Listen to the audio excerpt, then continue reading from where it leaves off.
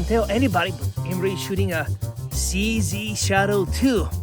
And without sights, you don't need them anyway. I don't need sights. They tell me they're free. Nah, I still don't want to pay for them.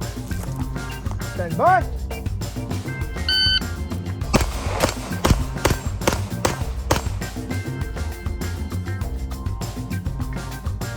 I'm kind of surprised. I'm kind of surprised. No sights whatsoever.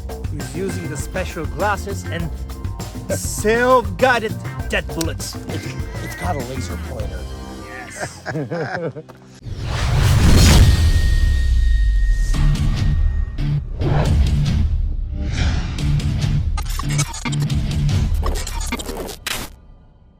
Hello TPC friends, today Imri is back. He is today with us. Imri from Prime Combat Training and Tactical Rifleman team.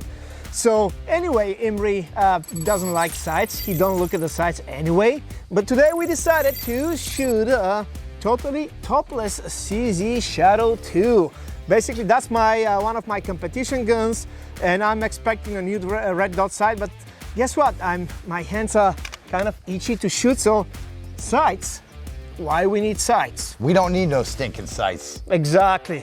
Now, according to the TPC doctrine, the grip will recover the gun back to alignment, and the stance will return that alignment to the same point of aim.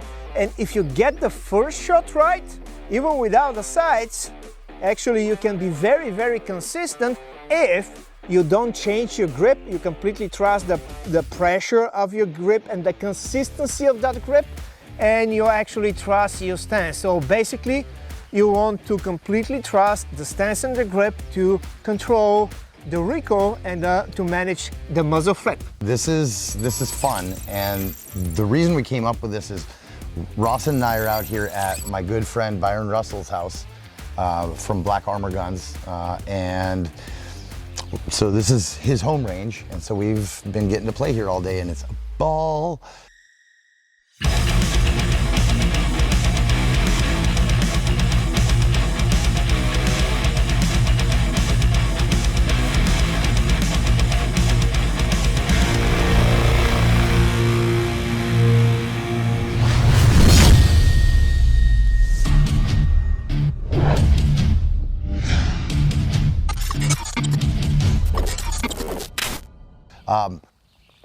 You guys know that I always talk about aim with the body, confirm with the sights, right? And that's a concept that really I have been aware of, but was really made very aware of by Rawson in the years that we've been shooting together, and I've been learning like an absolute infinity from Rawson and the TPC doctrine.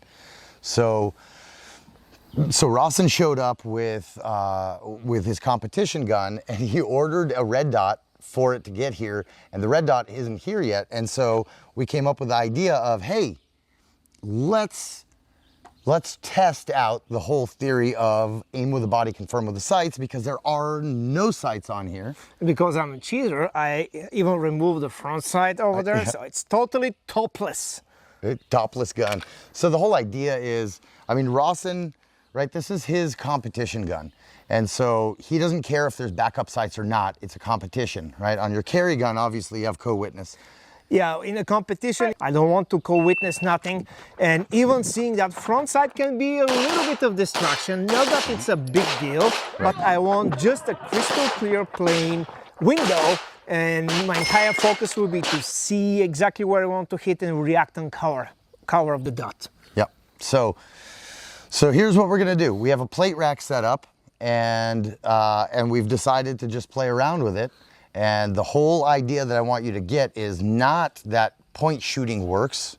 It's that the body mechanics of doing everything correctly, of presentation from the holster or from compressed low ready or whatever it is, it's the grip, the stance, and the body mechanics of that sight alignment by feel. That's what's gonna get you really on there. And then once your body already puts the gun exactly where it needs to be, then the sights should just be there as a confirmation of, yep, you're good to go. Go ahead and add pressure to that trigger. Yeah, as we are saying, according to the TPC doctrine, don't react on the shot, just stay passive, trust the proper grip and stance. They will do everything for you. Anyway, we claim that the vision is a secondary control mechanism. So Secondary to what, Rawson? Secondary to the proprioceptive ability to actually point the gun to the desired direction, right? That's the natural point of aim. Yep. Cool, let's see what we can do. Hey guys, by the way, if you're looking for tons of useful information that is combat proven, don't forget to check Tactical Rifleman's YouTube page. We'll post the link into the description below. You will see tons of great information over there. All the guys are SF vets, and the most important, they are awesome, amazing people.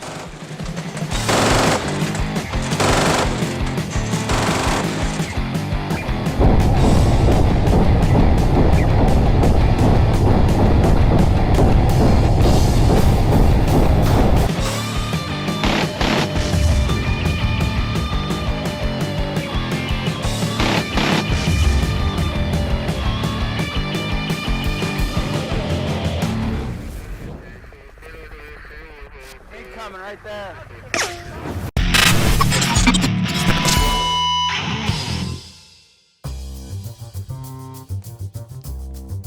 Just one. That's center.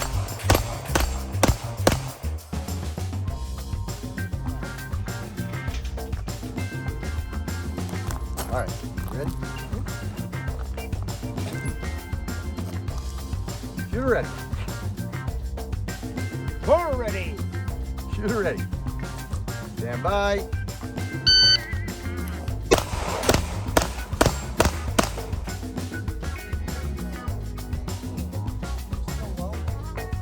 No sights.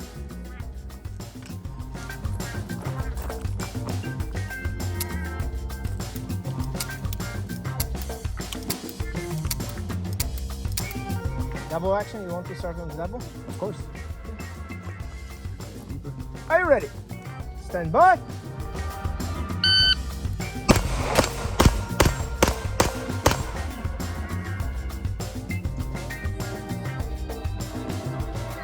Makeup too. I'm kind of surprised. I'm kind of surprised. No sights whatsoever. He's using the special glasses and self-guided dead bullets. It's got a laser pointer. Yes. Don't tell anybody, but Imri is shooting a CZ Shadow 2. And without sights, he don't need them anyway. I don't use sights. They tell me they're free. Meh. I still don't want to pay for them. Okay, let's see what we can do. Are you ready? Stand by.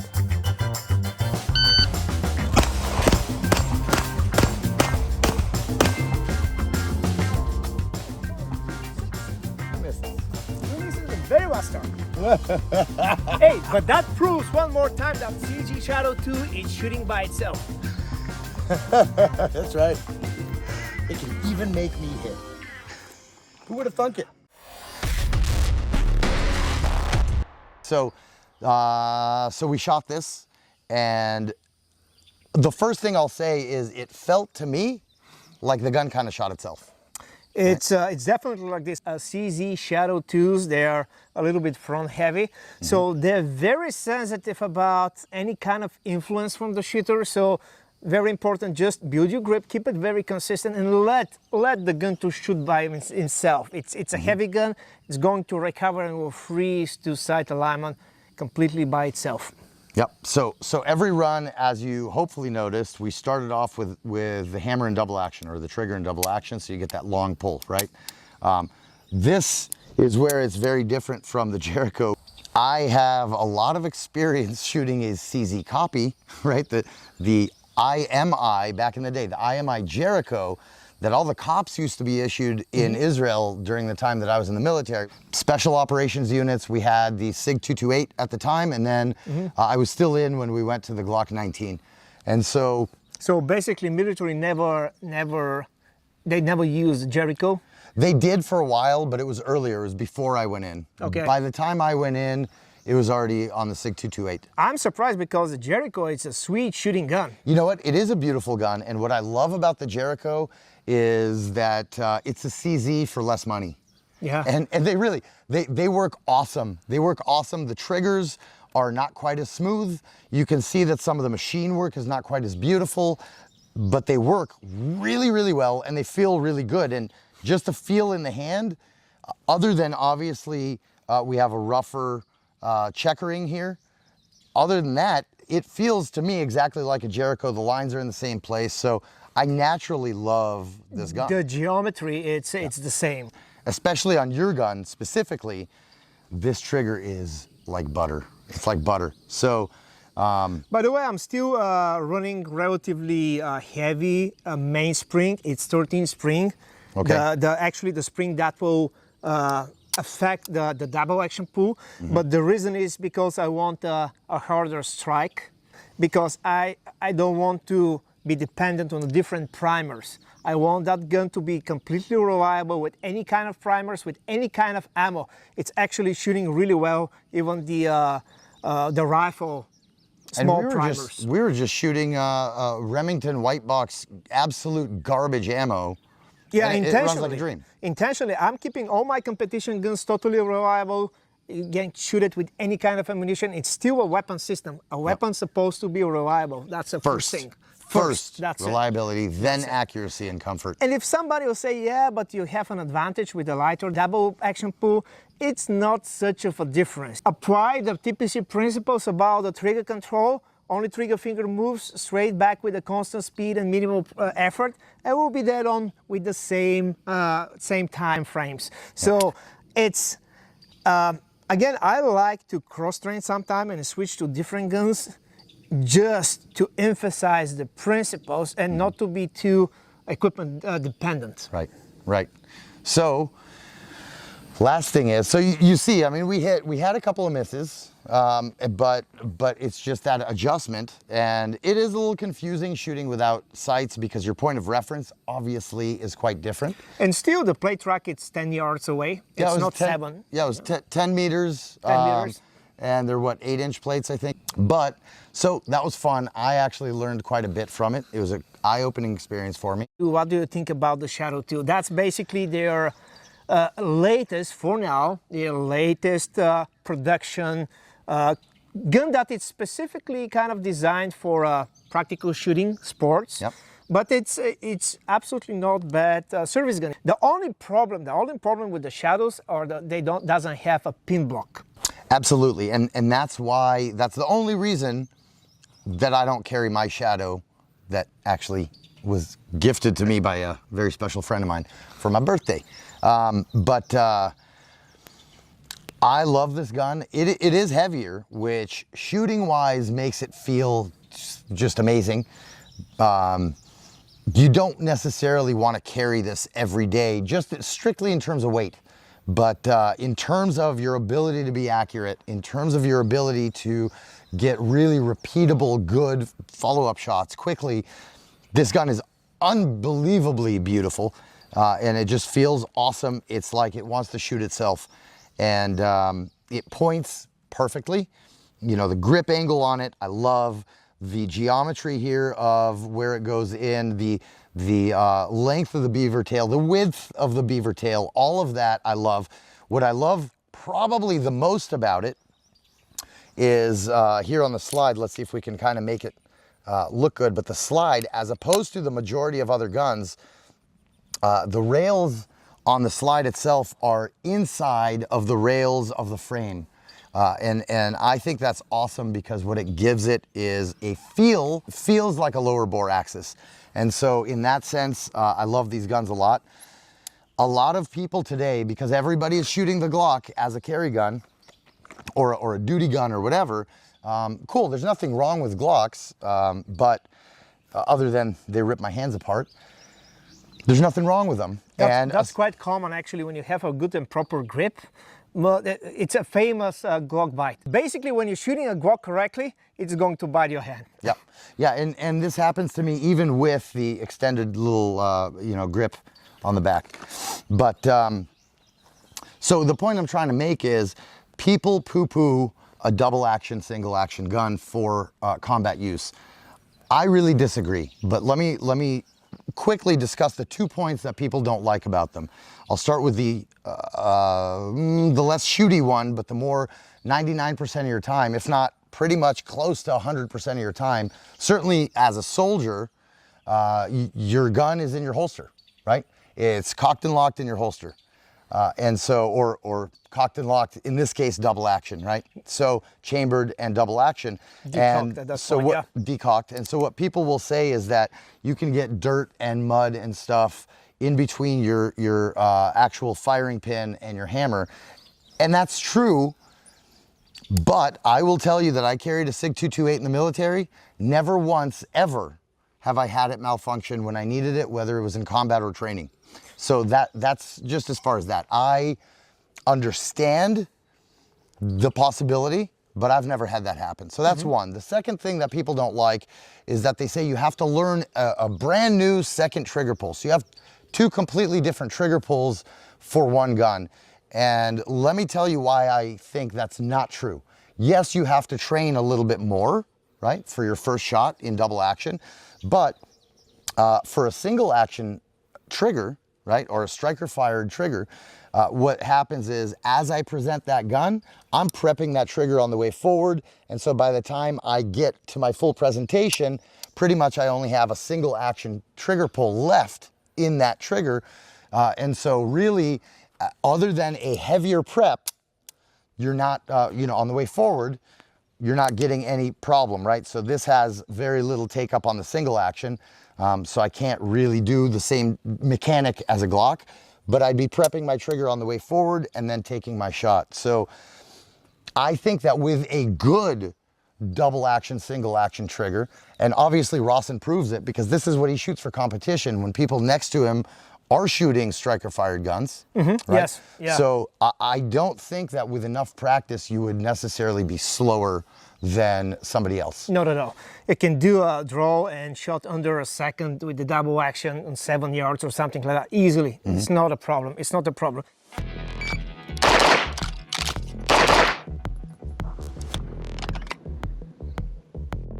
.99 first shot, 18 split, 130 reload, and 18 split in total time of 2:64 for alpha. Yeah, it's what you get used to. Yeah, absolutely. It's a little bit more training, but it's not something significant. It's not going to completely change your shooting methodology or something like that. Now, the other thing that I need to point for a law enforcement perspective or a self-defense perspective, double action pull is a longer pull. That means you are committed to the shot. It's very, very hard to AD double action trigger, right?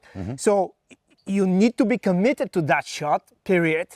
And after that, for a shot, you have a very nice single action, high accurate and very fast single shot after that. Yeah, which brings me actually to the last point of why this to me is not a carry gun. Okay, which is it does not have a decocker. This model does not have a decocker. And the reason I say that, and the reason it's important, because you'll see like when Rawson loads his gun, right, the beginning of a stage or whatever, right, he will lower that hammer manually by pulling the trigger and gently lowering that hammer. In combat, you're not gonna do that, right? The Jerichos do have a decocker for that reason, and some CZ models absolutely do have a decocker. But I'm talking about this Shadow 2. And so the reason is, let's say I go into a room, right, I do my shooting, I burn down everything I have to. Before I move to the next room, I will do two things. The first thing is I will assess and make sure that I don't need this gun right now to be shot.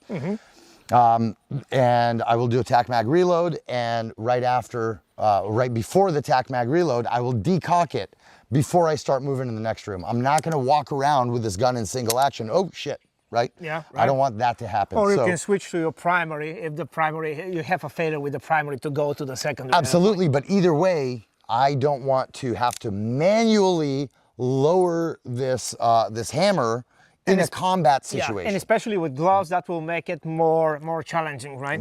Gloves, or think about it, gloves or no gloves, cold weather, wet hands, muddy hands, bloody hands, all that stuff. So those are the reasons why I wouldn't personally take a CZ Shadow to combat. Having said that, But PO9, that actually absolutely. PO9, it's coming with a choice. It has two Right. packages. You can have a decocker, or you can choose to have a safety. I personally prefer, and I have on mine a decocker for the same reason. Mine too. My PO9, I chose the one with the decocker, and to me, the only thing I don't like about it, and I do love that gun, don't get me wrong, I love that gun, but what I love more than that gun is everything metal. I am not a giant fan of plastic guns. Obviously, I shoot plastic guns.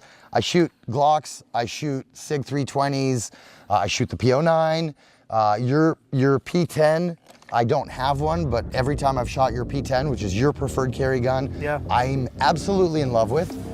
But this is my personality, just like with knives, right? I prefer a big, beefy, heavy knife because that's my preference. That's what I like, right? I'm aggressive. Anyway, you know, nothing can beat a metal gun. I love the metal guns as well. I think so. It doesn't make them more accurate. It doesn't make them necessarily more or less reliable. That's really a preference. But it's the dynamics of the material. You know, most of the polymer guns, they have some additional vibration that the metal gun kills that immediately. So it's just a matter of preference, of course. It is, but let me add one more thing to that, right? Because I grew up carrying a SIG P228 in the military. It's a 226, that's a little bit shorter. If I'm not mistaken, they're actually making the 228 again now. It was the 229, whatever. Yeah. My point is, combat-wise, I have had to use my gun, whether it's a rifle or a pistol, as a cold weapon more often than I've had to use it as a hot weapon. So you want to actually strike somebody and break somebody's nose or teeth with it? Yeah, look, it just feels better to me to have a piece of steel in my hand than a half piece of steel, half piece of plastic. And you'll see I've done videos. I'll share some video with you for your viewers. But I've done some videos with actually a Glock 19, not this fancy 34, of some drills with striking. And it just feels better with a metal gun. Oh, obviously, and it's heavier, so that means the punching power is way better, right? Yeah, absolutely. Absolutely. Now we're going into using Bob, our target Bob here.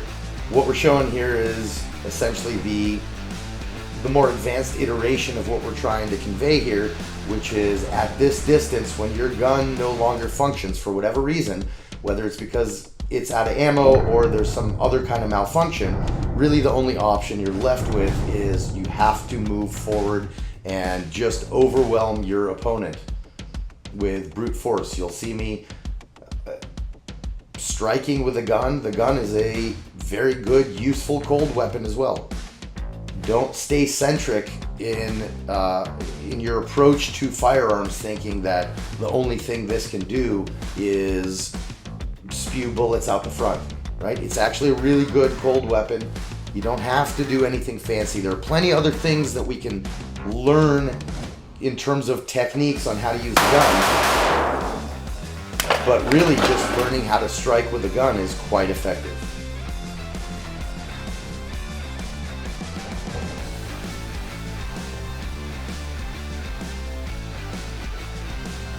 After you've wired yourself to be able to do this, then we can start mixing this into more realistic scenarios where it will enable you to make better decisions tactically, not just in terms of marksmanship.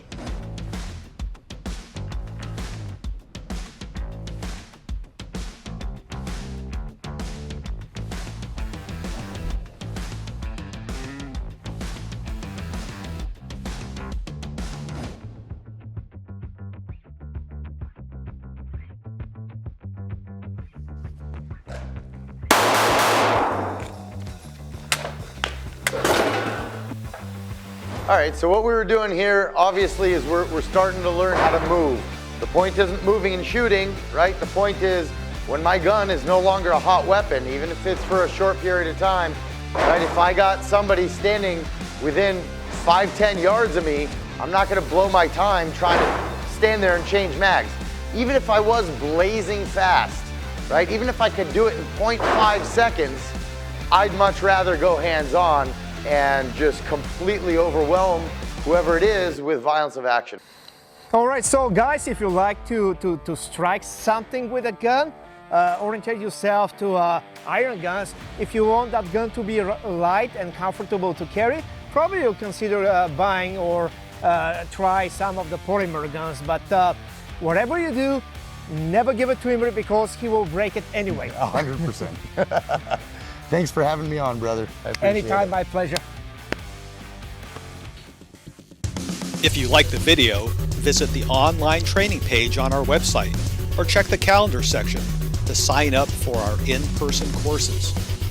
Please don't forget to like, share, and subscribe.